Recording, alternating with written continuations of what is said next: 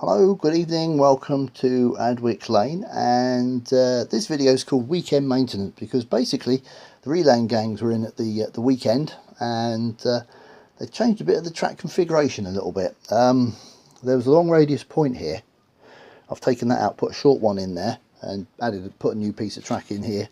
And what basically what it is, everything on the track on the right hand side has been relayed from the bottom of the screen up to where the Y point comes in at the top there. The large radius point is now there, which then makes that a lot smoother going into that platform. Curve point's there now for the branch. Downside is I've lost the length of this siding, but a 31 will just about fit there and not foul the running line here. Anything bigger, bigger loco diesels or tender locos, I've literally got to come off the train, that go into there as a head shunt, and then come all the way down here into this line here, which is just like a siding anyway. A few more extra shunting manoeuvres really, but also when I replace these signals, which I'm going to do, one of them's going to go. One of these old signals will go here for this platform. The other two more will go maybe up here for coming into here.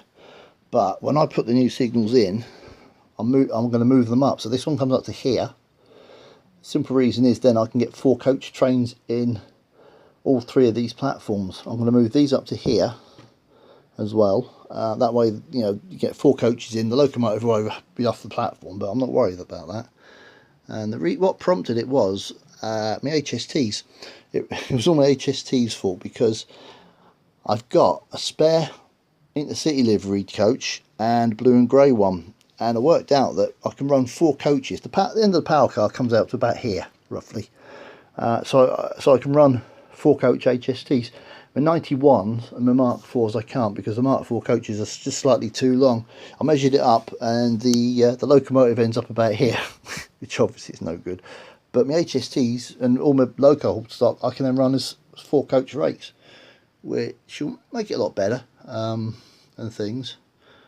So that's probably going to be the next job, will be replacing the signals, I think, probably, because you can get them cheap enough on eBay. I've seen some on eBay and they've got all the ladders built in and everything, and they're quite cheap, and it'll just be a case of just moving the wiring along really. But I've got a big gap here now, but I've just put this little signal cab in there for now.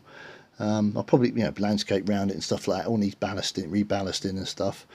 But I think when I get to these joints, I'm just going to poke PVA glue through the sleepers up to about there, and then just scatter the ballast over and put not any water with it at all, because as you know, previous video, I had problems because it all lifted, the joints lifted and caused all sorts of running problems. But also this line here, I was looking at it, I thought something's not right here, and when I checked it, between this point and here there was 4 joins, and I had this piece of flexible left over that I was going to use on a piece of wood for a test track for a service locomotive. So what I've done is I've taken it off, cut it to fit in there, then what was off there I've put on the board for my test track. So, you know, I've not lost anything with that. But yeah, so yes, that was the weekend maintenance and relaying, and it looks a lot smoother, it's a lot better. I'm a lot happy. I've done a few little test runs with it, and everything runs over it okay, but it just looks a lot smoother coming into there now. And as I say, I can run 4 coach trains and bring the locomotive on the end and just shunt everything about, you know. It just looks like, I mean, HSTs look better with 4 coaches as well.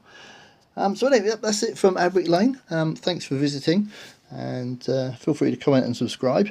Until next time, happy modelling.